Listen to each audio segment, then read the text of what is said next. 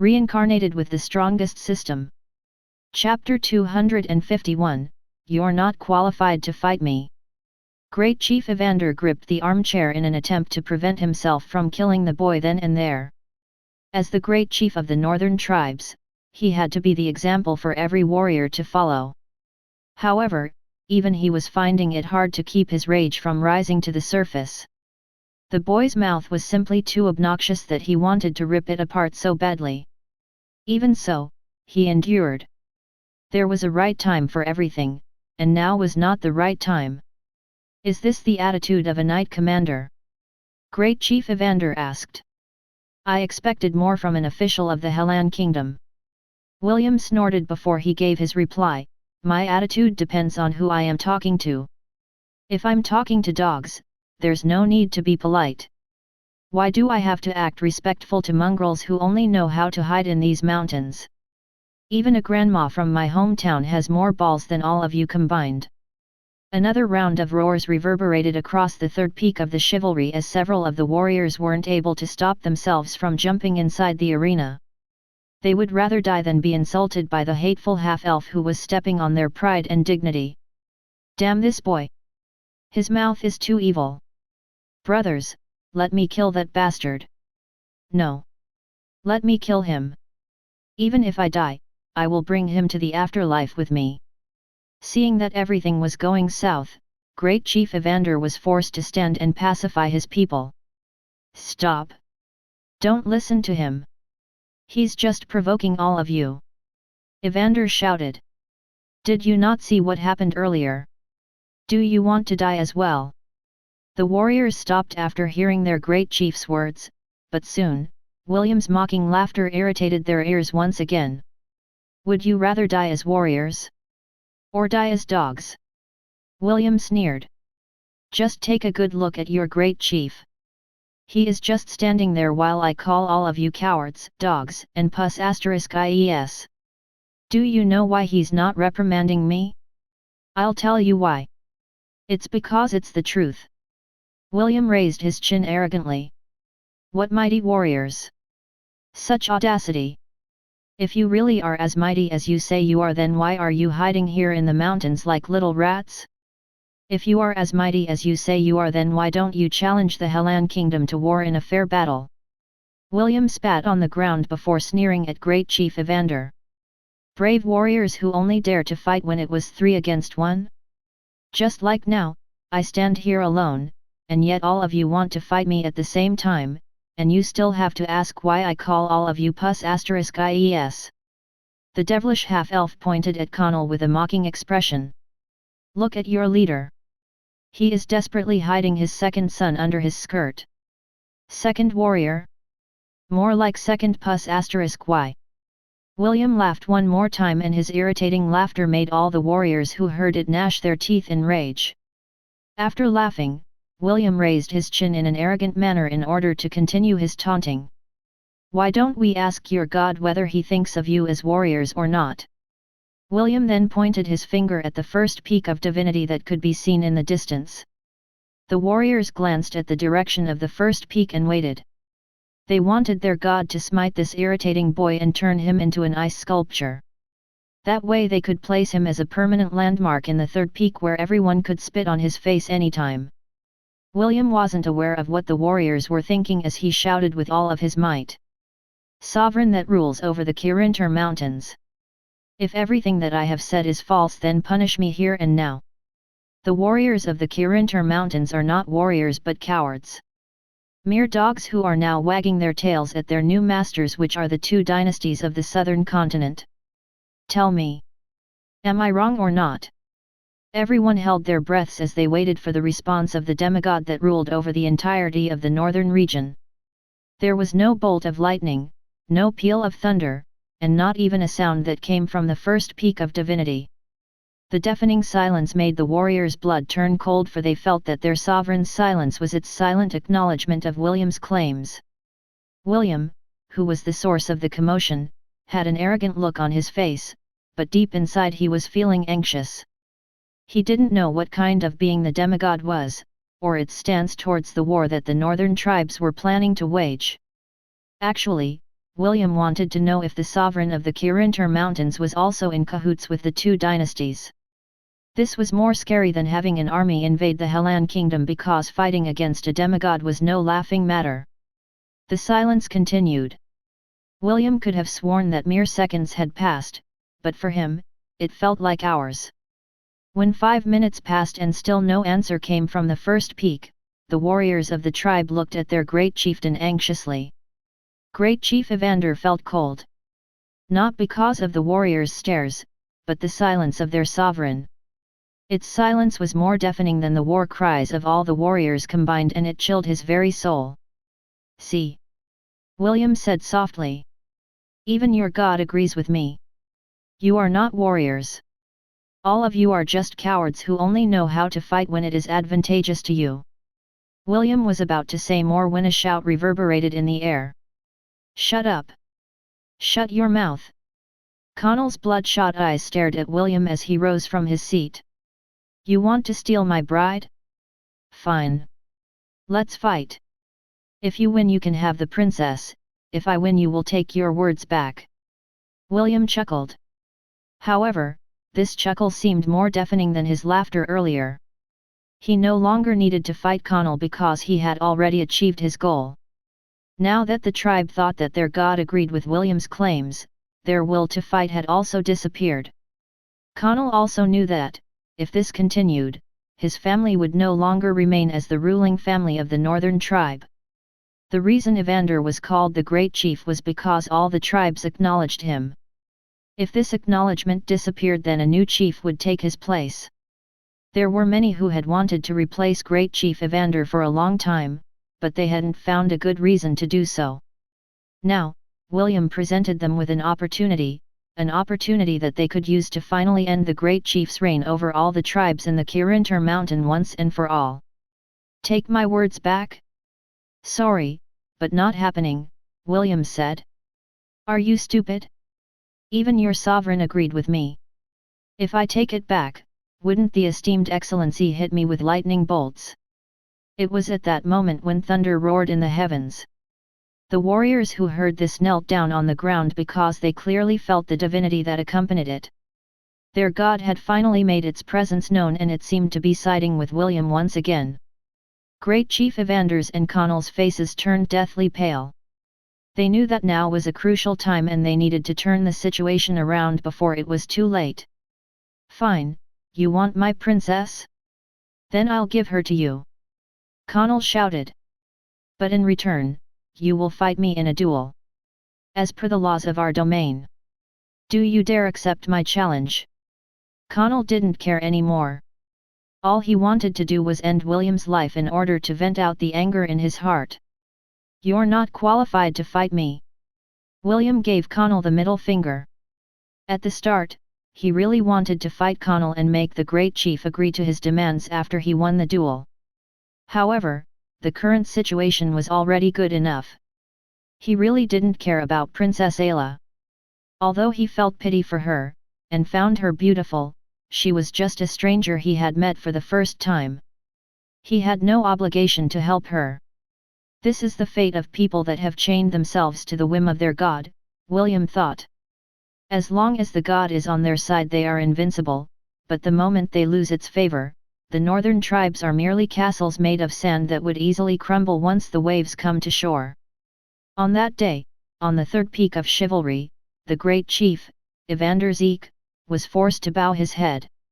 His ambition for the northern tribes to march and conquer the Hellan kingdom was put to an abrupt stop. Caudale covered his face in regret. If only he had refused Sir Jerkin's proposal to travel with him to the third peak of chivalry, none of this would have happened. How he wished that he could turn back time and correct the mistake that he had made.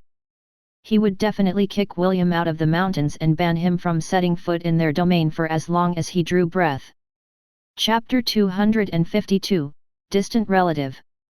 "Well, that sure was something, Alaric, the crown prince of the Zealand dynasty," said with a smile. "Aren't you happy? You don't have to marry a barbarian anymore." Princess Ayla, who was seated opposite him, had a calm expression on her face as she drank her tea. They were currently inside the tent where they stayed after arriving at the third peak of chivalry.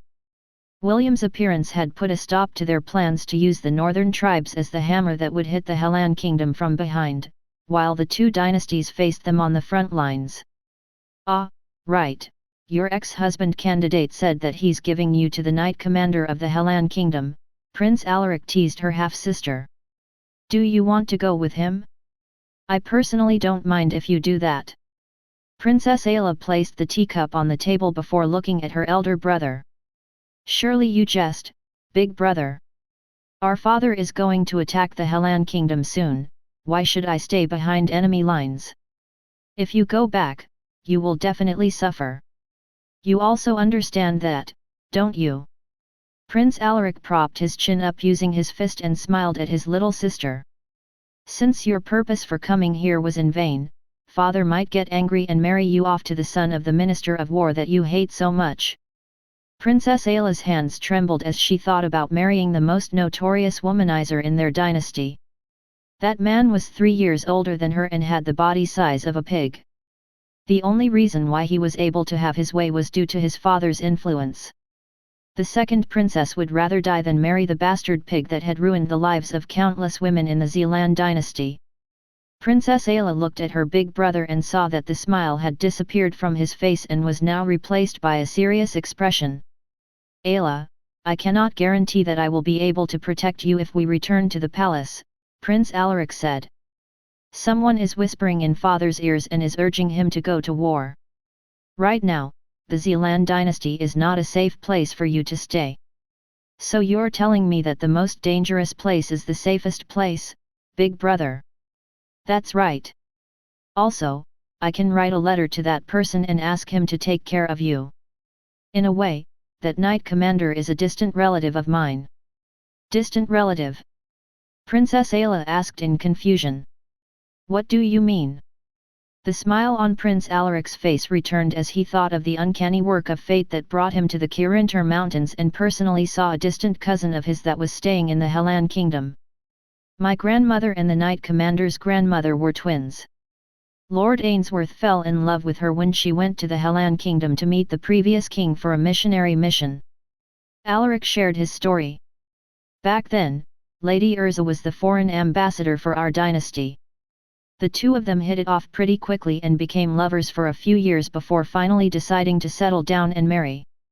I'm sure that the esteemed Lord Ainsworth, who crushed all of Lady Urza's suitors back in the Zealand dynasty, wouldn't mind this small favor of mine." Princess Ayla's eyes widened in surprise when she discovered this unbelievable backstory. Who would have thought that the current crown prince of a dynasty, and the Knight Commander of the Hellan kingdom were distant relatives? "Big brother, please, be honest with me," Princess Ayla pleaded. "Is there really no chance of turning the situation around? I don't mind marrying a barbarian as long as our father will be happy. After all, this is for the sake of our homeland." Prince Alaric shook his head. "Nothing will change even if you marry Connell. The Zeke family is in a precarious situation right now. Great Chief Evander might lose his position and, even if he remains as the Great Chief, the Northern Tribes' expedition towards the south is over. I don't see any value in marrying you off to a faction that can only stand on the sidelines while we wage war on the front lines. Also, I am not too keen on this war. I feel like we are merely puppets being played by a puppeteer from behind. This leaves a very bad aftertaste in my mouth." Prince Alaric had already discovered that there was an organization inside their domain that had been pushing for this war to happen. At first, they were only whispering in the ears of the Minister of War. Now, they were the advisors of the king. He found all of this very fishy and he didn't like it one bit. The Crown Prince extended his hand and held Princess Ayla's trembling hand in a firm grip. "Hide in the Hellan kingdom for the time being. At least, that way, you will not be immediately married to that pig. Once we win the war, I will come and find you." "And if we lose?" Princess Ayla inquired. She was loyal to her homeland, but after seeing William's performance, she was having second guesses whether they would succeed in the upcoming war. "If we lose then we lose," Prince Alaric said casually. "To be honest, I hope that we will lose this war. Maybe that is what father needs to wake up from his delusions. Big brother. Listen, Ayla, and listen well. Remember, there is no such thing as a free lunch. Everything has a price. I'm afraid that the price we paid for getting a share of the Helan kingdom was something that we will regret in the future. Prince Alaric was an ambitious person, but he was not stupid and short-sighted. War would cause many of their people to die. This was an inevitable thing. However, dying for a greater cause and dying as chess pieces were two different things. Prince Alaric would not mind dying for his homeland, but he would never accept dying as a pawn to help someone else achieve their goals. Once I return, I will get to the bottom of this, Prince Alaric swore in his heart. Father, I hope that you know what you are doing. Meanwhile, somewhere on the third peak of chivalry, the chiefs of each tribe were currently discussing important matters. The bride selection ceremony had already become a farce, and the other chiefs were no longer interested in presenting their young ladies to become Connell's brides. The second warrior was put under house arrest by Great Chief Evander in order to prevent him from doing something stupid due to anger. Liam, the first warrior, was currently guarding him and making sure that he stayed inside the main residence of the Great Chief. Although none of the other tribal chiefs were telling Great Chief Evander to step down, they had already told him that they were not satisfied with his unilateral decision to cooperate and angering their god in the process. Great Chief Evander cursed them in his heart because these same men were those who had supported him wholeheartedly when he told them that they would expand their territories by joining the two dynasties in a pincer attack. He swore that after he managed to keep his position, he would ensure to deal with each and every one of them. While they were in the middle of their talks, a beautiful lady, who seemed to be in her late 20s, suddenly appeared before them. The great chief and the tribal chiefs immediately knelt and bowed their heads to pay homage. "We greet you, great oracle. Raise your heads." All the men raised their heads and looked at the holy maiden that resided on the first peak of divinity. She was the one and only messenger of their god. Seeing her here right now could only mean one thing, and that was, "Did His Excellency say anything, oh, Holy One?" Great Chief Evander asked. He was feeling very anxious right now because he was afraid that their god would punish him for his actions. "Yes, the Great One wants to talk to the interesting boy who made all of you look like clowns in a circus. His Excellency is very, very displeased right now. Ah, he also said that the new great chief of the tribe will be chosen by the boy as well. But that will have to wait until the two of them have talked. Now, pass on my orders and escort him to the first peak of divinity. Don't keep His Excellency waiting." After saying her words, she vanished and turned into an icy mist that flew towards the first peak of divinity. The tribal chiefs glanced at each other before hurrying to find William. All of them were thinking the same thing. This was the opportunity that they were waiting for. As long as they managed to make a good first impression on the boy, and agree to his demands, the position as the great chief of the tribe was as good as theirs. Great Chief Evander looked bitterly at the group of old men who had already had a head start. He never dreamed that he would have to curry for the favor of the same person who had brought him to his knees. Fortunately, there was one more card that he could play, and that was none other than pairing him with his granddaughter, Brianna. Since the half-elf already owned her, he couldn't possibly return her like some used thing. This was the law of their domain. Even their god recognized it. He hoped that, with his granddaughter's help, he would be able to keep his position and ride out the storm that had befallen their family. Chapter 253, The Law of Equivalent Exchange. "Is there something that you need, Lord William?" an old man with a crooked nose asked with a big smile on his face. "Our tribe is willing to accommodate your every command. You already have 2 beautiful wives by your side, but we could add more if you want to. Such a handsome and chivalrous young man like you will have no problem having a dozen wives." "Don't listen to him, Sir William," another old man, who had the same sturdy build as William's grandfather, James, said as he patted the boy's shoulder. "Our tribe produces the most beautiful and excellent fighters in the northern regions. If Lord William makes any number of them his wife, then they would definitely give birth to handsome, and strong, warriors just like your grace. Nonsense. Our tribe has the most beautiful ladies. Ha? You old crook, why don't you just kick the bucket already? You're already this old and you're still playing matchmaker. Go home and just lay quietly to the side. Shoo. William was using all of his willpower to prevent his lips from twitching as over a dozen old men tried to ingratiate themselves to him. He was having some afternoon tea with Wendy and Amelia when this group suddenly barged inside their tent. The half-elf thought that they were planning to fight him, but they did the opposite instead. The old men started to bribe him with beautiful wives and kept on calling him handsome, strong, chivalrous, manly, and many other positive things that made even the thick-skinned half-elf blush in embarrassment. Everyone, please calm down. William raised his hand in order to put a stop to the old men's bickering. Can one of you, please, tell me the reason for your visit?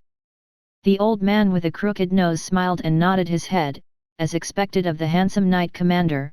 You truly know how to cut to the chase. This old one's name is Alden, I am the tribal chief of the Cato tribe. The reason why we are here is because the Great Oracle has invited you to go to the first peak of divinity to have a meeting with the Great One. Cato bowed his head respectfully after referring to their god. We of the Cato tribe are willing to escort Lord William to the first peak of divinity and brave the dangers together. Even if we face a mountain of fire and a sea of knives, our tribe will remain by your side until the bitter end. Shameless! You old fart! How dare you promote your tribe in front of Lord William? Oi, aren't you afraid that if you force yourself to look good, your crooked nose will straighten? Alden, why don't you just sit down? Lord William, the Bowman tribe is willing to become your sword and spear to overcome the challenges together. The old men started to bicker with each other and spittle flew in the air. William frowned because this sudden change in the tribe's stance caught him by surprise. A few hours ago all of them were glaring at him, now, all of them were acting as if he was their best friend. All of you stop talking. A commanding tone immediately silenced the rowdy crowd who was so close in having a brawl.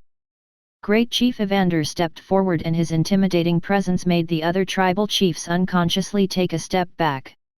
Although his position was being challenged at the moment, that didn't change the fact that he was still the recognized great chieftain of the allied tribes. Their long years of being subservient to him had penetrated deep inside their bones that it was hard for them to immediately shake off his hold over them. Seeing that his deterrence still had some effect, Evander made his way towards William and passed the exact words that the Great Oracle had given him. You may bring anyone you want to the Great Peak of Divinity, but know that it will not be an easy climb, Evander explained. Those who manage to reach the first peak will gain great rewards. Those who fail will return here to the third peak of chivalry. I know that the two of us have started off on the wrong foot and I have no plans to ingratiate myself to you. However, I would like to remind you that Brianna is already yours. What you do with her is up to you, but you cannot return her to the tribe. This is the law, and since you have used the duel to fight for her hand, you'd better take responsibility, or else, even if the gods forgive you, I won't forgive you. William faced Great Chief Evander's glare fearlessly. He didn't deny the Great Chief's words because it was true. William had fought for Brianna's hand in the name of their god and he couldn't take those words back even if he wanted to. However, there was a loophole in the law, and that was William could either marry Brianna, or marry her off to someone else. Since the half-elf knew that Brianna and Prince Ernest liked each other, he had already decided to play matchmaker between the two and have the adorable Loli be recognized as the youngest prince's fiancé. William may not be the smartest half-elf in the world, but he understood what Great Chief Evander was trying to imply. The two of us are already attached at our hips, if we fall, Brianna will also fall. This was Great Chief Evander's message, and William understood the logic behind it. Let's talk after I meet with your god, William replied. As for Brianna, she already belongs to me. What I do with her is none of your business. Great Chief Evander nodded his head. William's clear, light green, eyes had already told him what he wanted to know. Deep inside, he was able to sigh in relief because there was still a chance to keep his position from getting snatched by the other tribal chiefs. By the way, what happens if I don't go to the first peak? William inquired. Great Chief Evander and the rest of the tribal chiefs looked at William as if he was the most stupid person they had seen in their life. No one in the Kirintar Mountains would dare disobey the decree that the Great One had passed down. But, the half-elf even dared to question what would happen if he didn't go. Wasn't this a very stupid thing to ask? I don't know what will happen if you don't go to the first peak, Great Chief Evander admitted. However, what I do know is that no one has defied the orders of our sovereign since the tribes made the Kirintar Mountains their home. Great Chief Evander smiled evilly at William. I'm also very curious, Knight Commander. I want to know what would happen to you if you dared to defy our God's decree. It was at that moment when all of them heard the consecutive roars of thunder across the mountain. It was like a loud laughter, but to William's half-elven ears, it sounded very ominous.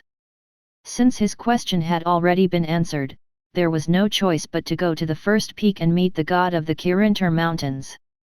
William and his Knight Order made their journey towards the peak of divinity under the watchful eyes of the warriors of the northern tribe.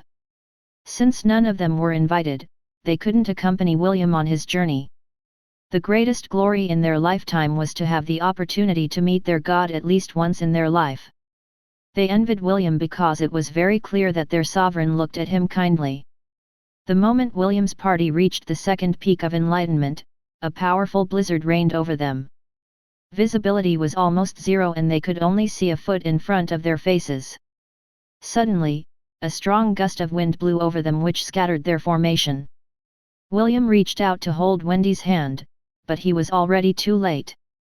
Wendy and the rest of his Knight Order were blown away by the wind and were nowhere to be found. Wendy! Answer me!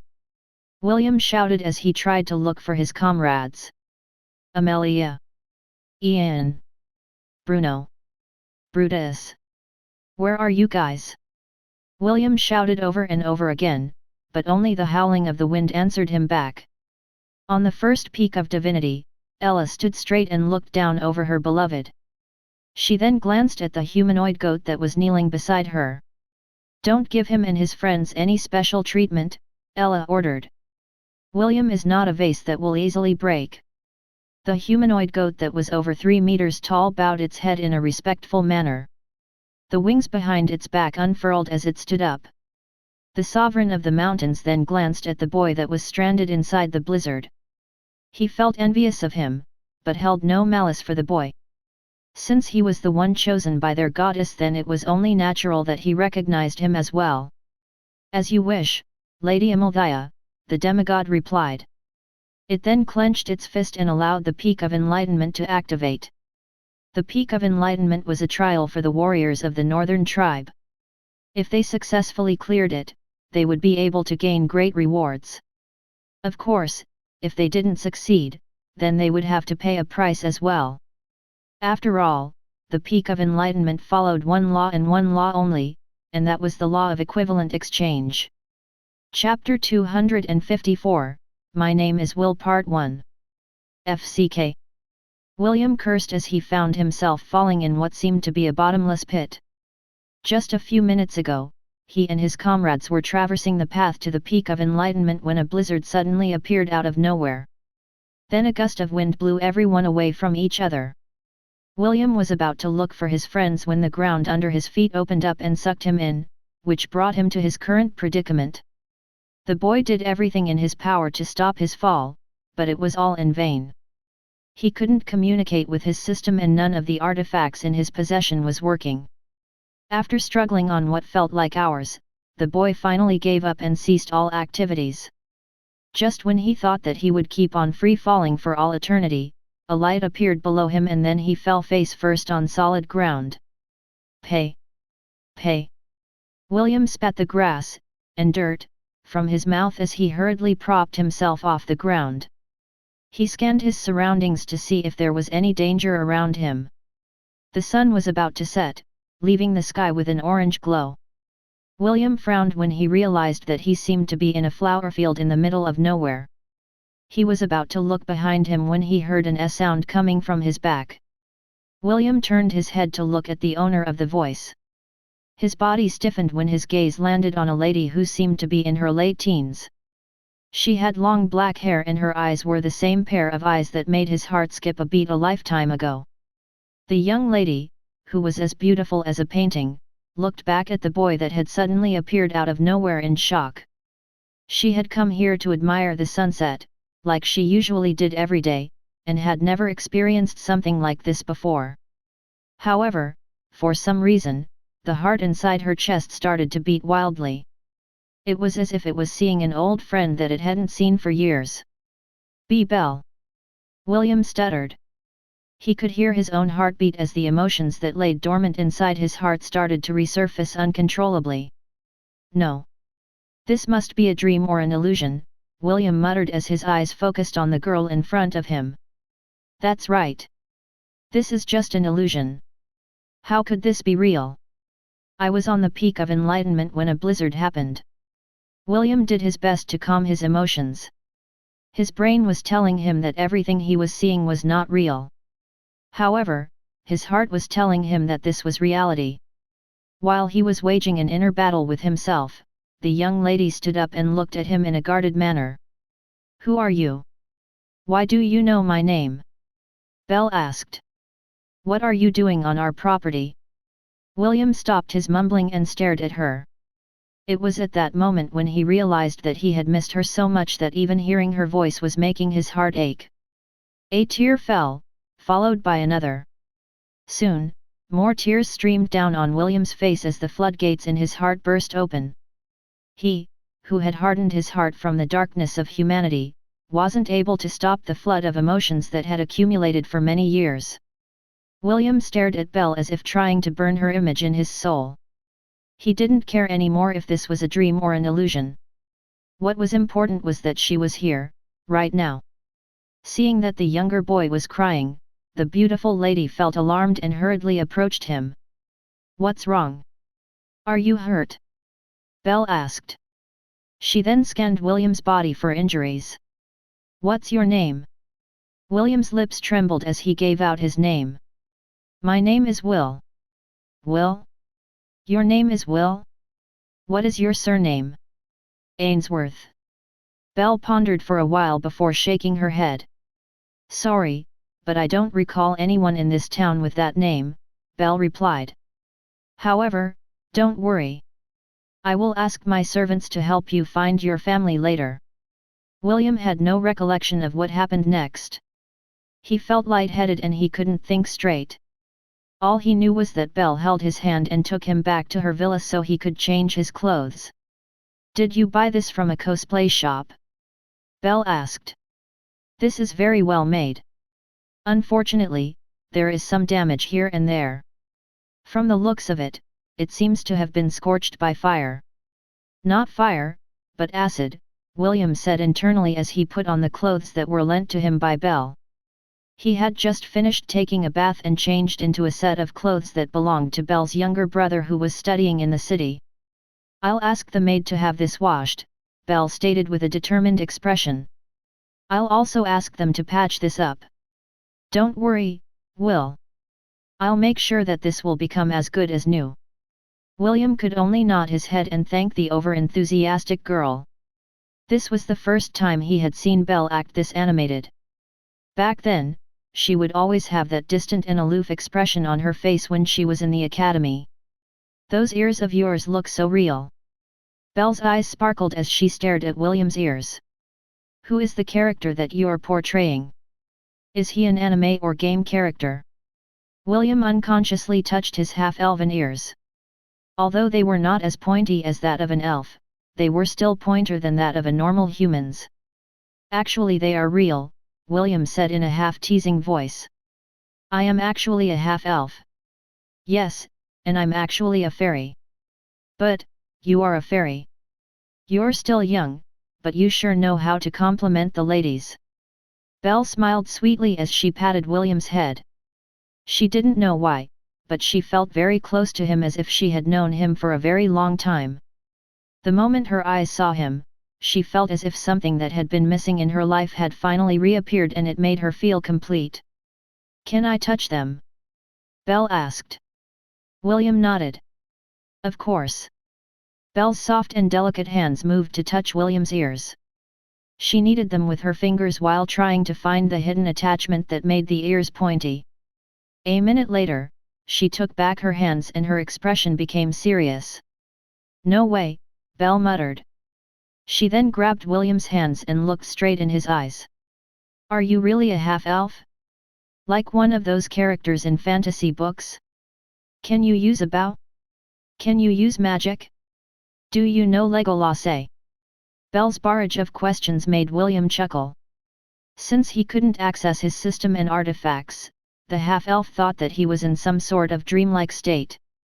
Because of this, he was not afraid to hide that he was a real half-elf and answered all of Belle's questions. The only thing he didn't reveal was his real identity. He was afraid that the moment he told Belle the truth, this dream of his would break into 1,000 pieces. "Who is this girl?" Ayla thought as she looked at the pool of water in front of her. Is this the world where William lived his past life? She was currently seated beside a spring, watching William and his trial. Ayla was very curious because she had never seen this girl before. With a glance, she could tell that William loved the girl. Like a mother appraising her future daughter-in-law, Ayla's eyes narrowed as she observed the two's interaction in the spring. "Well, she's not half bad," Ayla said with a smile. A plan was brewing inside her mind as she thought of her beloved. What she wanted was William's happiness. Since that was the case, she was willing to pull some strings in the background to make William's dreams come true. Chapter 255, My Name is Will Part 2. "Are you for real?" Belle exclaimed. "You're really a half-elf?" Belle couldn't believe that Will was the real deal. She only thought that the boy was one of those cosplayers that like to go to conventions while portraying their favorite characters. Never in her wildest dreams did she think that she would meet a real, breathing, fantasy creature, in the flower field right outside their villa. "Can you cast magic?" Belle asked. "I can't," William replied. "My powers are currently sealed." "Then, can you tell me more about your world?" "It is a very long story, are you sure you want to hear it?" "Definitely." Belle listened to William's tale. The boy said that he was born in the Elven continent, then taken to a town called Lant and was raised by my relatives and a goat named Ayla. William also told her about the exciting battles against magical beasts and the people he met along the road to the temple. "I think Est and Ian are traps," Belle said. "Either that or both of them are girls in disguise." "Est and Ian are girls?" William snorted. "Impossible. I've been around them for a long time. Do you really think that I can't differentiate between a boy and a girl? Especially that snot-nosed pansy. If he was really a girl, I'd spell my name backwards. Haven't you heard about women's intuition?" Belle smiled mischievously. "Most of the time I'm right, and this is one of those occasions when I think that I am right." "Something is off with your intuition then." "How mean?" William was about to continue the story when they were interrupted by Belle's maidservants. It was time for dinner, and the head maid had ordered them to bring the food inside Belle's room because she seemed to be having a good time with their guest. Although she didn't know where William had come from, the head maid was a good judge of character. This was also the first time that she had seen their young lady so happy that she didn't dare to destroy it. She had been depressed for a long time after the operation. Her father decided to let her spend some time in the villa to recover. He was hoping that the lush scenery and the fresh air of the countryside would improve her mood. After the two finished their dinner, Belle told William more of her observations. "This girl Wendy is really in love with you," Belle said like an expert in romantic relationships. "You better treat her well. However, your ex-roommate Kenneth, isn't this like one of those soap operas when a girl pretends to be a guy to be near the guy she likes?" "You sure have a wild imagination," William replied.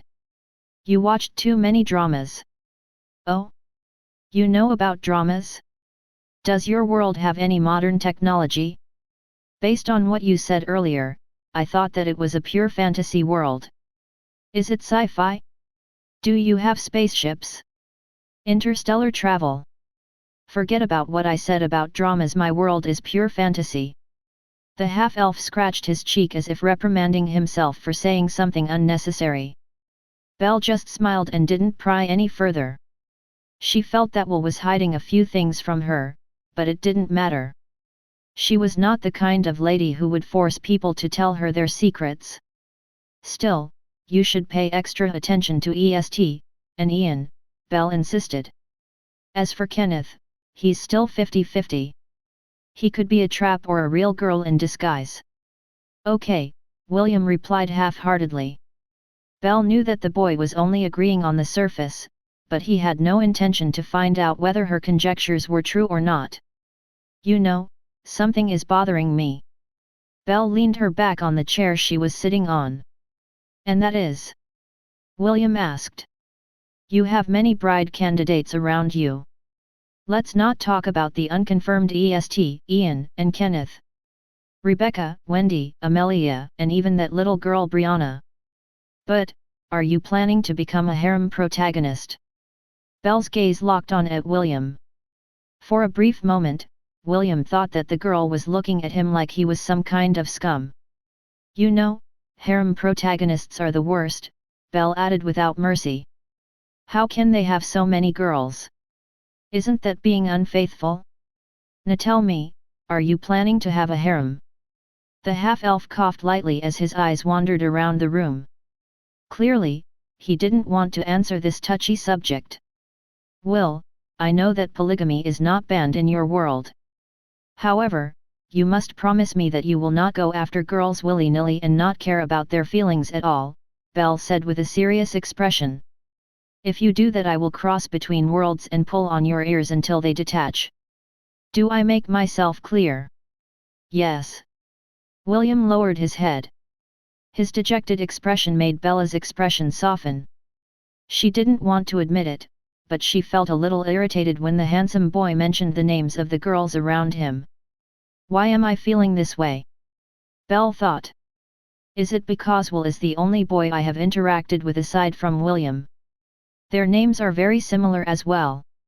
When Belle thought of the sickly boy that would often steal glances of her while she was in the archery club, she wasn't able to stop herself from feeling sad. William noticed the sudden change in her mood and thought that it was due to him being a harem protagonist. He immediately stood up and held her hand and looked into her eyes. Belle, I am not someone who takes relationships lightly. Please, believe me. William said with a serious expression on his face. For a brief moment, the sickly boy's face in her memories overlapped with William until the two of them became one. Belle?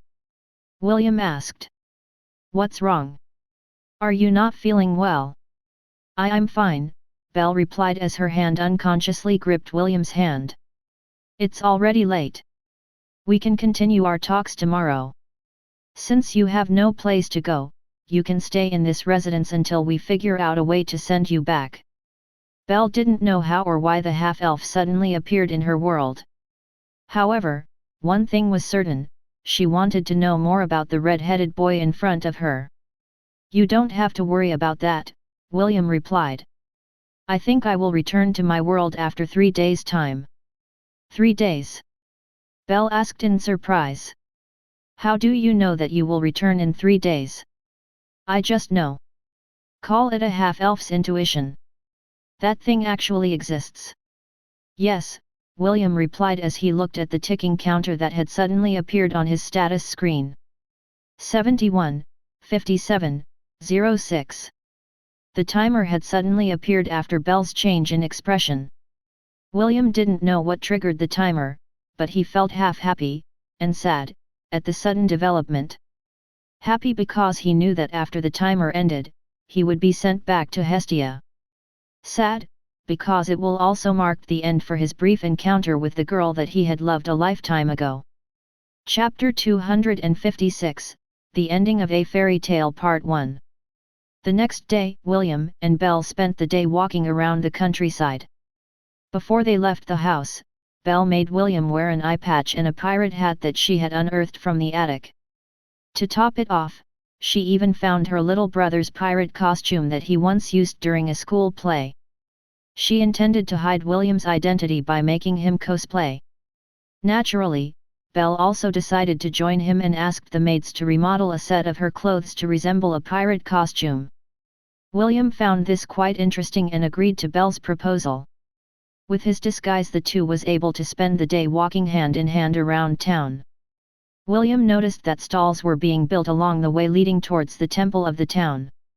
There were also decorations being hung around the main plaza which gave off a very festive vibe in the air.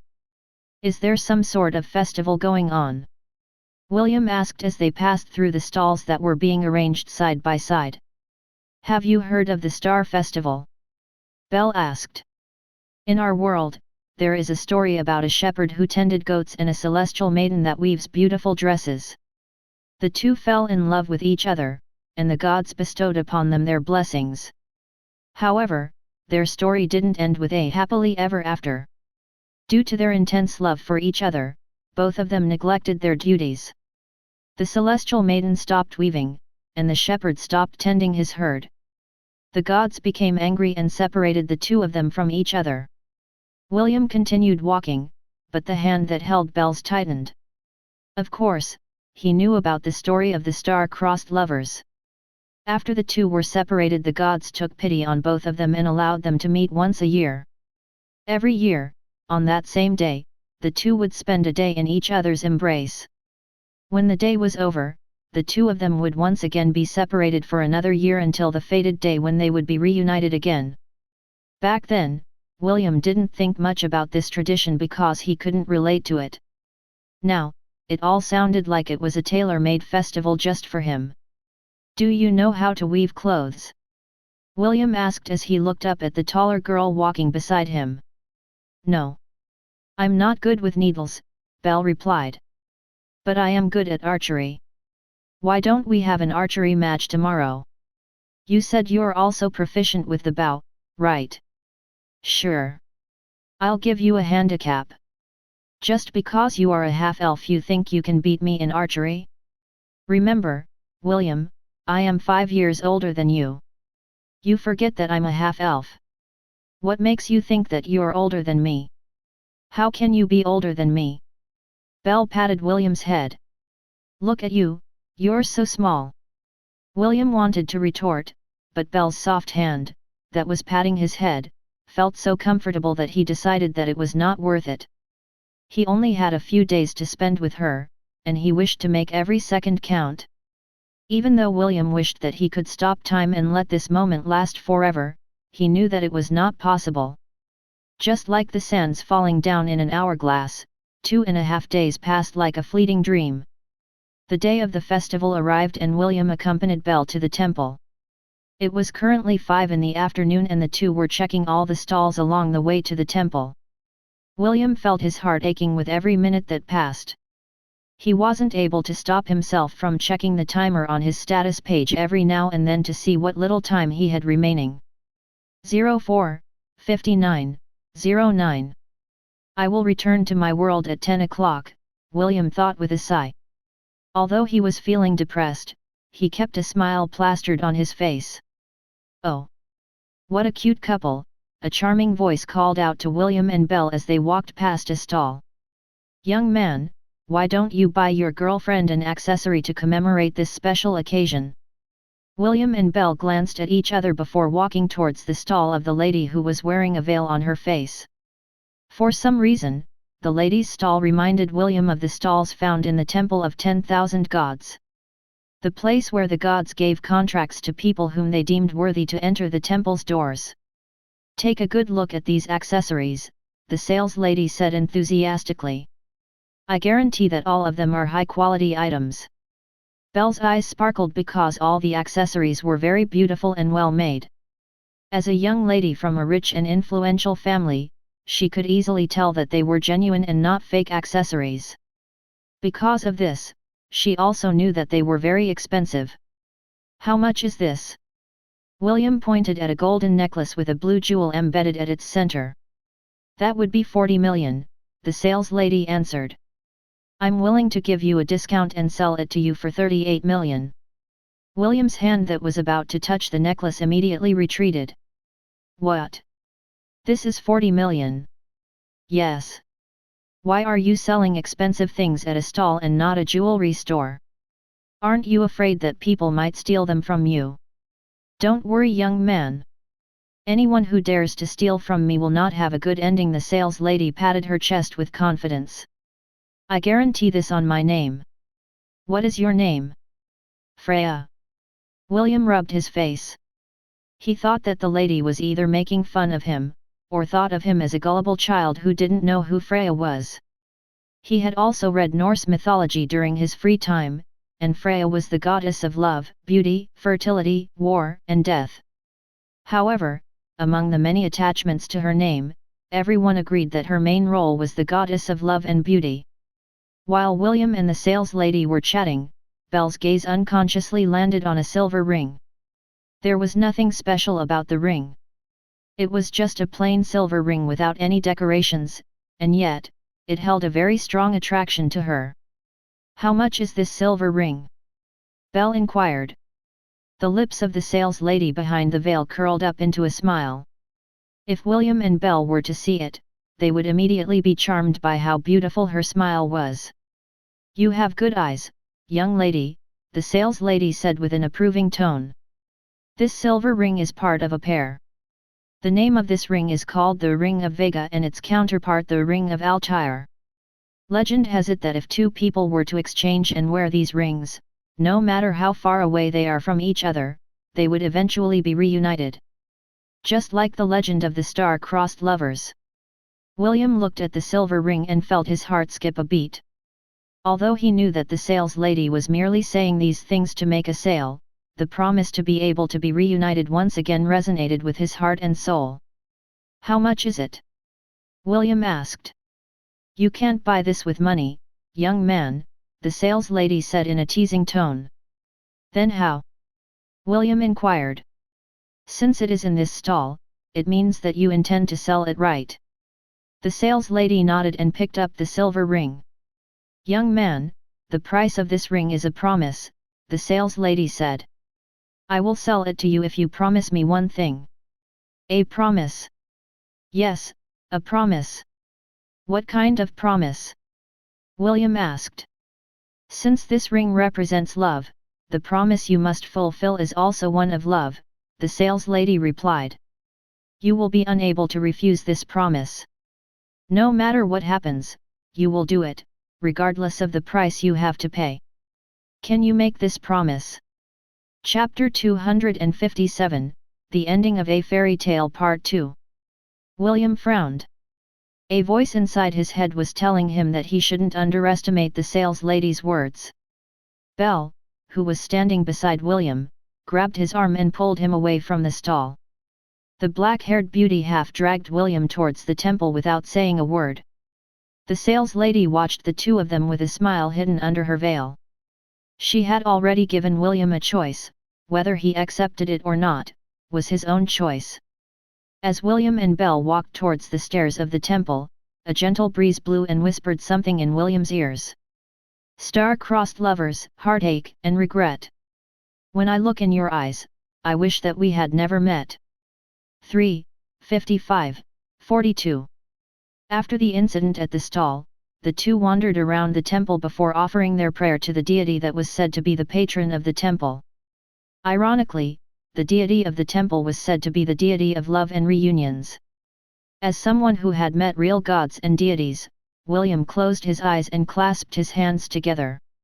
He prayed. He prayed with all his might to allow him to spend more time with Belle. He poured out his heart in his prayer, hoping that his words would reach the patron deity that governed over love and reunions. Belle had finished her prayer and looked sideways at the handsome half-elf that had been with her for the past 2.5 days. William had told her that he would return to his world at exactly 10 in the evening. Belle had only spent such a short time with him, but something deep inside her wanted to hold on to him and never let go. And she did just that. While William was praying, she hugged him from behind. At first, William was surprised, but he once again closed his eyes and resumed his prayer. Belle was 2 heads taller than William, and if one was to look at them from the side, they would think that the two of them were brother and sister. Finally, William finished his prayer. As if both of them had an agreement, they walked away from the crowd and looked for a place where the two of them could be alone together. According to the staff, there will also be a firework display, Belle said as she sat beside William. The two of them went to a small clearing that was located at the back of the temple. William looked up at the countless stars in the sky. These were the stars that he had not seen for many years. They looked both familiar and foreign to him. The stars here are different, William said softly. Will, Belle said as she held his hand. Why don't you just stay here? Stay here with me? I will look after you and make sure that you don't suffer. You don't need to fight anymore. Just, be with me. Please. William gazed at her eyes and felt his heart waver.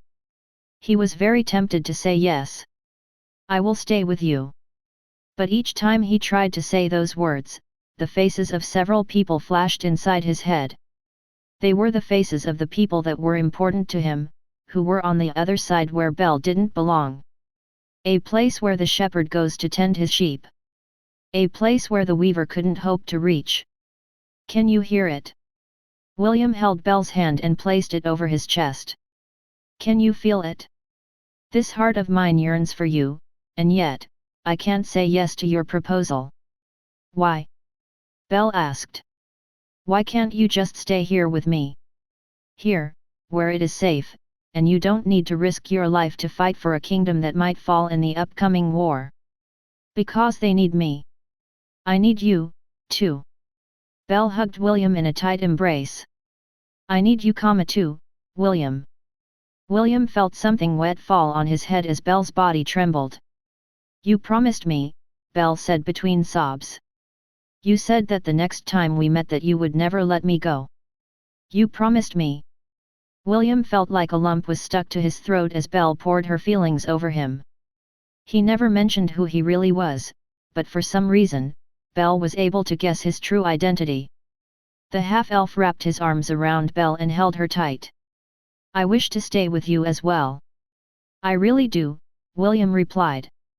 He was doing his best not to let the tears in his eyes fall. I'm sorry, Belle, but I can't stay here with you. Belle felt her heart breaking as the emotions that she had held back for a long time exploded inside her chest. She begged William over and over, but his answer was still a no. In the end, Belle stood up and ran away with tears falling down her eyes, blurring her vision. William, you're a liar. I hate you. Those were her parting words as she ran away from the boy who had unknowingly crossed the multiverse just to see her again. William watched her go and the tears that he had been holding back fell like rain. He wanted to run after her, but he didn't have the courage to do so. He just covered his eyes with his hands as his body trembled, fighting off the longing he held for her. Back then, he was not able to be with her because of his illness. Now, he was unable to stay with her because he had a duty to fulfill. 0059, 59. Ding. Do you wish to remain in this world? Yes/no. William opened his eyes as he stared at the string of words that appeared on his status page. He was sure that when the timer reset, he would be sent back to his world. However, this time, a new option appeared. I can stay. William was half in doubt when he saw the system message blinking in front of him. For a moment he thought he was imagining things, but after wiping the tears from his eyes, he realized that what he was seeing was real. He didn't make a decision right away, instead he walked back to the temple shrine then down the stairs, until he reached the stall where the accessories were being sold. Looks like you've broken up with your girlfriend, the sales lady teased the boy who hadn't even bothered to wipe the tear stains from his face. You said that you will sell me the ring for a promise, right? William asked. The sales lady nodded. As this ring represents the promise of love, I shall make a request as one who also loves. I wish to save the one I love. If you promise me that in the future you will help me save him, I will give you the ring. He resides in your world, so if you choose to take this ring, you will have to return to your world. The choice is yours to make. Do you want me to write a contract or make an oath? William inquired. I will do it. There's no need for that, the lady chuckled in an almost musical tone. I believe that you are someone who will not take back your word. The sales lady took the silver ring from her collection and gave it to William. Here you go, the sales lady said. The ring of Vega is yours. Thank you, William replied. No need to thank me, after all, it is not free. The sales lady patted the boy's head. Go. Every second counts. William nodded his head and left the temple grounds. He ran with all of his might towards Belle's villa. He wanted to see her, to hold her, and tell her how much he loved her with the little time he had left. Chapter 258, The Ending of a Fairy Tale Part 3. When William's back disappeared from view, the sales lady giggled as she leaned back on her chair. Looks like I won the bet, so what will you do, young lady? The sales lady asked. Belle walked out from behind the stall and looked in the direction where William ran. She bit her lip as she thought of the last words that she had said to him a while ago. She felt guilty and embarrassed because she tried to use William's promise to bind him to her. The sales lady presented a small box to Belle and opened it. All I need as payment is a promise, the sales lady said. The choice is yours to make. William stopped at the gate of the residence panting for breath. He had run all the way from the temple only to arrive as soon as he could. However, when he asked the guard if Belle had returned, the latter said that the young lady was still not inside the residence. William didn't believe him and entered the house to look for Belle. It didn't take long for him to realize that the guard didn't lie to him and hurriedly went out to look for her. He ran back to the temple but the girl he was searching for wasn't there. William looked everywhere, but still couldn't find her. In the end, William walked dejectedly to the place where they first met. 00:14:25. Do you wish to remain in this world? Yes/no. William stood in the middle of the flower field as he looked at the stars in the sky. All it would take was for him to select yes, and the pain and suffering would end. However, he didn't do that. There were things that he couldn't leave behind. He couldn't be selfish. There were people who were waiting for his return. I just want to see you one last time, William said softly. It was at that moment when something exploded in the sky and a beautiful golden flower appeared in the darkness. Soon, several more fireworks painted the darkness with an array of colors. William watched them silently. The fireworks display lasted for 5 minutes before coming to an end. The fleeting beauty disappeared and the sky once again was bathed in darkness. Suddenly, a pair of slender arms hugged him from behind. William looked up to see a beautiful face right next to him.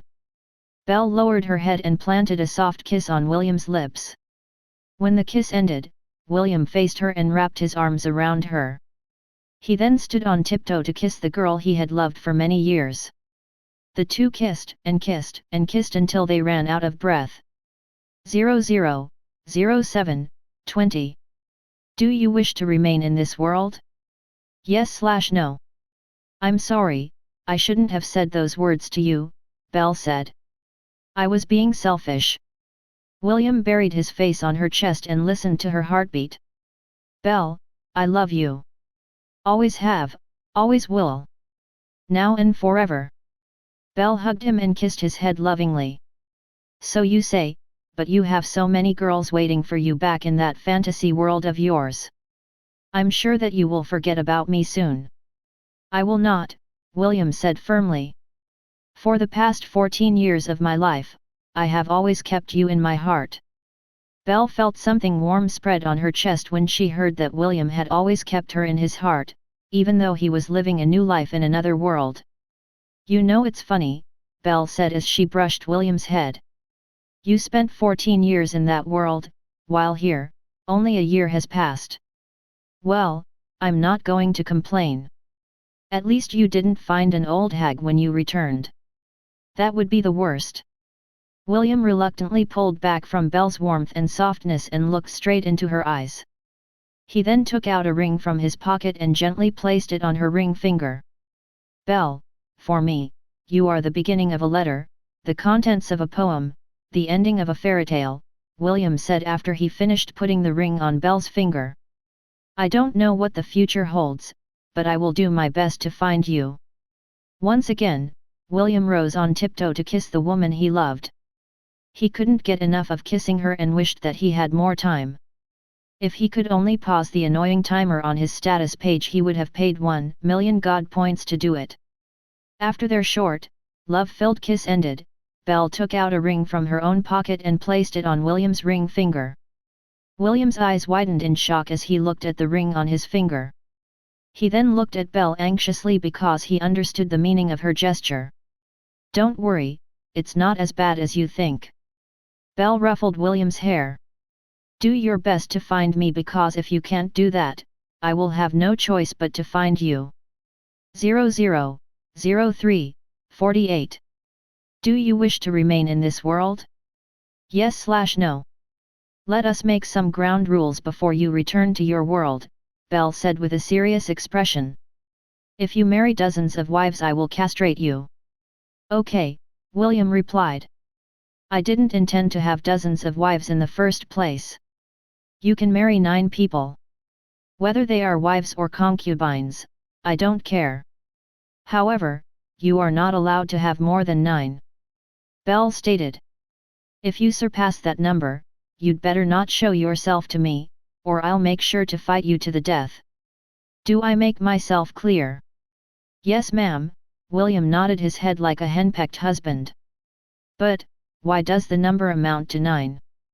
Because it is the never mind. Just make sure that you don't surpass that number, or I will hate you for life. Okay. I promise. 000153. Do you wish to remain in this world? Yes/no. You don't have much time left, Belle cupped William's face. Let's not waste it. William agreed with her wholeheartedly as he raised his head. Their lips once again pressed against each other as they savored their last kiss together. 000036. 000015. 000008. 000003. 000000. I love you, Belle. I love you too, Will. See you later. See you soon. Also, that girl, Wendy. Treat her well.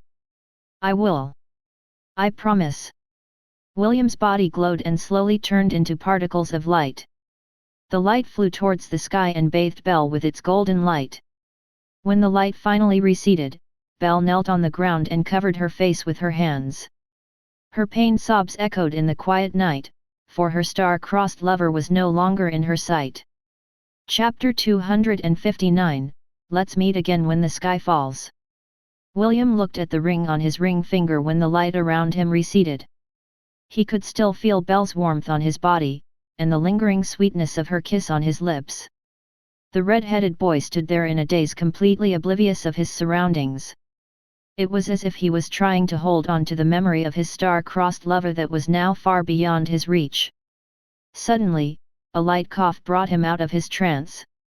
William sighed and raised his head to look at the beautiful woman in front of him wearing priestess clothes. Congratulations on passing the trial of enlightenment, the Oracle of the Peak of Divinity said with a smile. Come with me, our sovereign wants to have a chat with you. William nodded his head and followed behind the oracle. He wanted to meet the demigod that governed the Kirintar Mountains and personally thank him for the opportunity that was given to him. The two walked for 10 minutes before arriving at a white gate that was over 10 meters tall. Several golden runes were written on its surface and they twinkled like the stars in the sky. The oracle raised her hand and the gates swung open. William couldn't see what was inside the room because his sight was blocked by a white mist. Even so, he walked forward with steady steps and entered the room fearlessly. He had only walked a few steps into the room when the gates closed behind him. "Over here, young shepherd," a confident and domineering voice called out to him. William walked towards the voice with a calm expression. Soon, the mist started to recede and he came face to face with a 3-meter-tall humanoid goat with its wings spread wide. A black, 5-pointed star, pentacle, could be seen on its forehead and its golden eyes stared at William like it was appraising a rare species of animal. William felt like the goat looked familiar because he had seen it somewhere before. He pondered for a while and his eyes widened in shock when he finally recognized that demigod that was standing before him. "Baphomet," William muttered as he unconsciously took a step back. "Oh? You know my father?" The humanoid goat's gaze softened when he heard William mention his father's name. "I didn't know that he was popular in the lower realm. Even so, it's good to know that his name is not forgotten." The goat unfurled his wings as he sat on the white throne behind him. He then propped the side of his face on his fist as he crossed his legs, to once again stare at the boy whom the goddess has chosen. "I already know your name, but it would be best if we introduced ourselves to each other like civilized beings," the demigod said. "The tribes of the Kirintar Mountains call me the Great One, for I do not want them to know my real name. However, for you, I will make an exception. You may call me by my name, Takom." Takom. The King of Goats. Demigod. Threat level, Calamity, low. Can be added to the herd. Success rate, 0.000000000000000000000000000000000000000000000000000000000000000000000000000000000000000000000000000000000000000000000000000000000000000000000000000000000000000000000000000000000000000000000000000000000000000000000000000000000000000000000000000000000000000000000000000000000000000000000000000000000000000000000000000000000000000000000000000000000000000000000000000000000000000000000000000000000000000000000000000000000000000000000000000000000000000000000000000000000000000000000000000000000000000000000000000000000000000000000000000000000000000000000000000000000000000000000000000000000000000000000000000000000000000000000000000000000000000000000000000000000000 William wasn't able to know more about the demigod that ruled over the tribes of the northern region. The red-headed boy pressed his fist over his chest and gave a brief bow. "William von Ainsworth. It's an honor meeting you, Your Excellency." A playful smile appeared on Takom's face as he made a gesture for William to come closer. "I know you have many questions. Fortunately, I have all the time in the world to answer them all," Takom said with a smile. "It's very rare for me to have guests, so I'll give you the VIP treatment." Takom snapped his finger and a small table, laden with sweets, and tea appeared in front of William. With another snap of his finger, the boy found himself sitting on a chair and holding a cup of tea in his hand. "Wet your throat first," Takom said in a teasing tone. "You must be feeling very thirsty after kissing your girl until the last second." William wanted to retort, but decided that it was not a good idea to argue with a demigod. The latter was treating him as a guest, so it would be best if he just went with the flow for now. The tea he drank tasted oddly familiar and William drank again to confirm his suspicions. He had tasted tea like this during the 3 days that he had stayed with Belle and it felt weird tasting it again here in Hestia. "Although your old world is in the lower realm, it has many interesting things, especially this Lipton iced tea." Takom chuckled. "Fortunately, we were able to get this item in bulk given the small time frame that we had." William's ears perked up as he listened to the demigod. He then placed the teacup on top of the table and looked at the humanoid goat sitting on the throne. "Can I go back to Earth?" William asked. This was the most important question in his mind right now. If possible, he wanted to find a way to travel between worlds to be with Belle from time to time. "No, is what I'd like to say, but since you already managed to get there once I guess the possibility exists," Takom replied in a casual manner. "To be frank, even I was surprised when the trial of enlightenment sent you to the lower realms. The trial was about testing one's resolve. If you had chosen to stay in your old world then you would have stayed there until your dying breath. William, do you know? A god doesn't have the power to send someone from the higher realm to the lower realm. Even if 2 gods were to work together it would still be very hard, unless both of them are extremely powerful gods." William carefully listened to Takom's explanation as if he was afraid of missing a single word. He then thought that if 1 or 2 gods can't do it, what about 4? The images of the 4 gods who had a good relationship with William appeared on his head and wondered if they were the ones responsible for his reunion with Belle. "I will properly thank them the next time we meet," William swore in his heart. Back in the 10,000 temple. Lily, was it you? Gavin, no. Lily and Gavin then stared at the two gods that were playing a game of chess beside them. David, whistles. Issei, whistles. Lily, Gavin. William took a deep breath then asked his second question. What about my friends? William inquired. What happened to them? Don't worry about them, Takam answered. All of them have passed the trial and are now waiting for you at the main hall. This might be the first time that a group of people has succeeded in overcoming the trial of enlightenment at the same time. William sighed in relief after knowing that his friends were safe. He then talked to Takam about the difficulties of the Helan kingdom and the reason why he came to the Kirintar mountains. Takam listened with a smile and waited for William to finish his explanation. I am already aware of your purpose for coming. Takam rubbed his chin.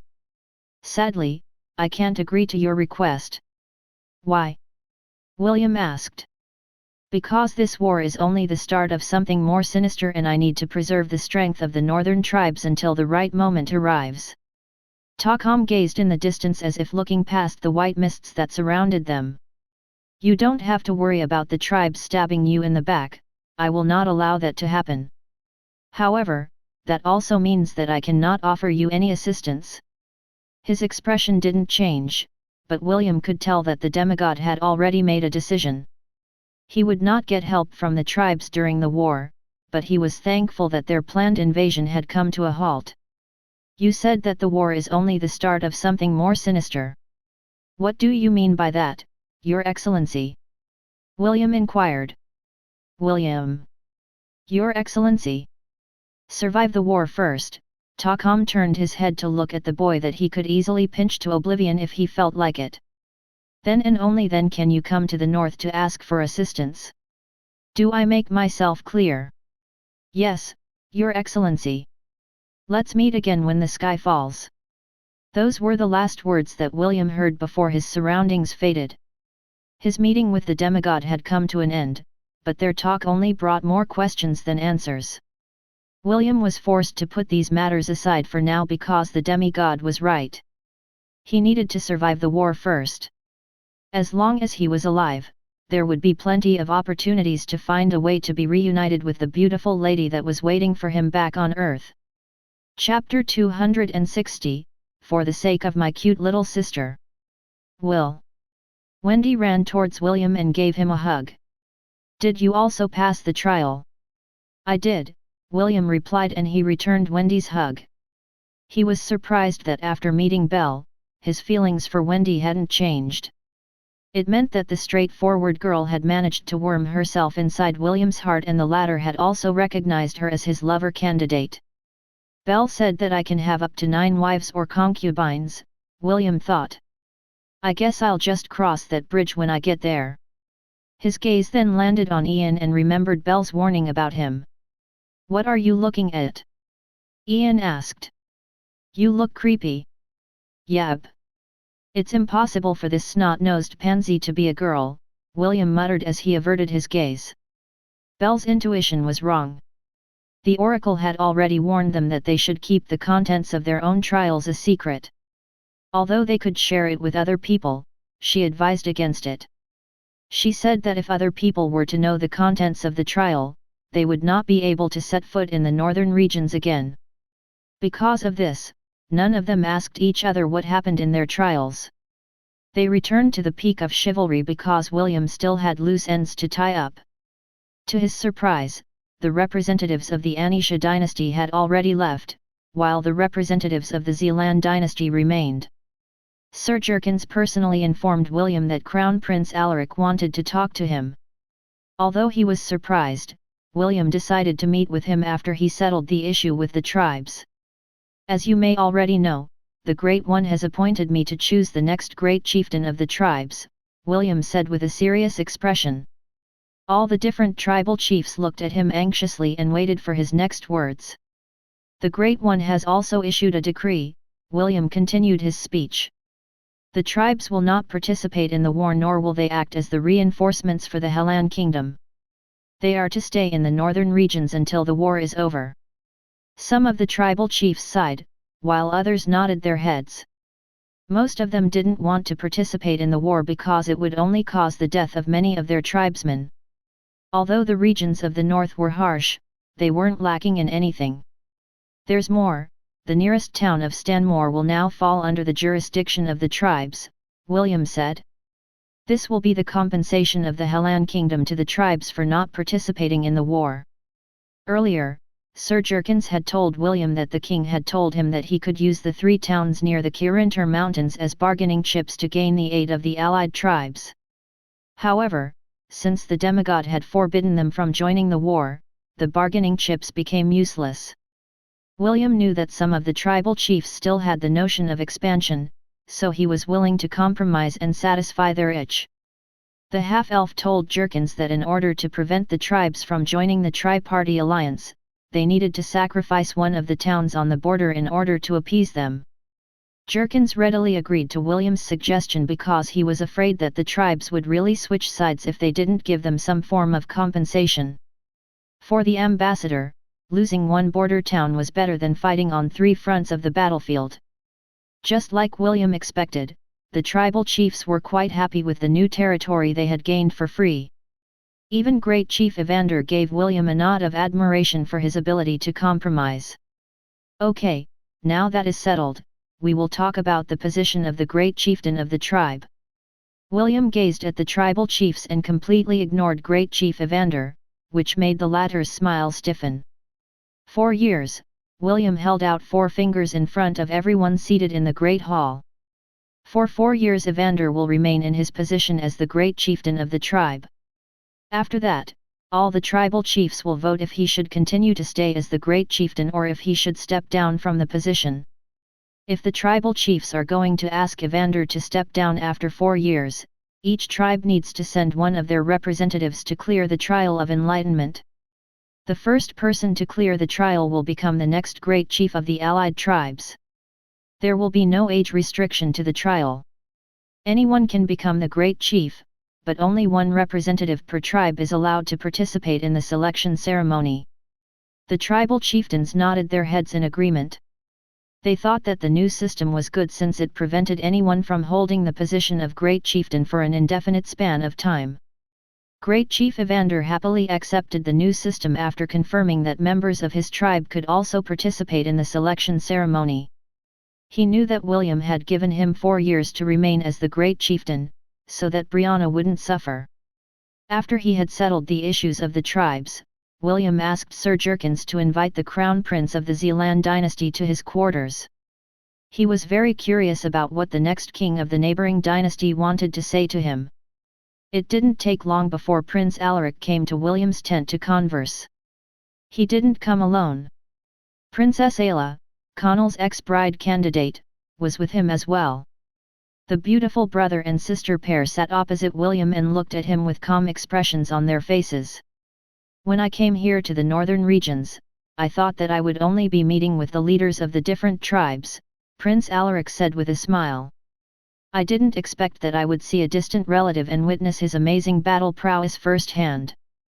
By relative, you mean me? William asked in confusion. You might be making a mistake, Your Highness. Well, if your grandmother's name is not Urza, then yes, I may be making a mistake, the prince replied in a playful tone. Tell me, Sir William, is Lady Urza not your grandmother? She is, William replied. Great. Prince Alaric clapped his hands. Actually, your grandmother and my grandmother are twins. Lord James went to the Zealand dynasty to personally ask her parents for her hand in marriage. Naturally, they didn't agree at the start and made things difficult for him. Prince Alaric chuckled. However, Lord James was able to beat all of Lady Urza's suitors, and finally gained the approval of her parents. She then went with your grandfather to the Hellan kingdom and would just occasionally visit our domain whenever she felt homesick. Long story short, you and I are distant cousins since we share the same heritage. I see. William nodded his head in understanding. So, what does your highness need from me? Although he agreed on the surface, William didn't take the prince's words to heart. He would have to consult with his grandfather first and confirm whether what the prince had told him was true or not. Even so, he was still willing to hear what the prince had to say since the latter had waited for him to return to the third peak of chivalry. I want you to pass this letter to Lord James and also take my little sister, Princess Ayla, to meet him, Alaric replied. I know that this is an odd request from the crown prince of a dynasty that is planning to wage war on your borders, but it is still something I need to do for the sake of my cute little sister. You can do this for me, right, cousin? William frowned, but still nodded his head. Is that all?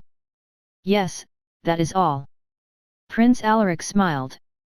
Perhaps, this is the last time we will meet in such an amicable manner. The next time we see each other will be on the battlefield. Until then, make sure that you stay alive, cousin. William returned Prince Alaric's smile but said nothing else. He then looked at the beautiful princess who had been observing him since the moment she entered his tent. I hope you don't mind living in the countryside, Your Highness, William said. Because that is where you will be staying until the war is over. As long as there is food to eat, a bed to sleep on, and a roof over my head, I believe that I will be able to manage, Sir William, Ayla replied. I am looking forward to meeting the legendary Lord James who single-handedly defeated 100 warriors when he asked for Lady Urza's hand in marriage. Princess Ayla smiled sweetly as she gazed at William's eyes that were as beautiful as sapphires. She wanted to know more about the knight commander who was wearing a slave collar on his neck. The princess of the Zealand dynasty knew that her brother was right. It would be safer to stay in the enemy's territory than return to their domain. Because if she did return to the Zealand dynasty, all that was waiting for her was a life filled with regrets and misery.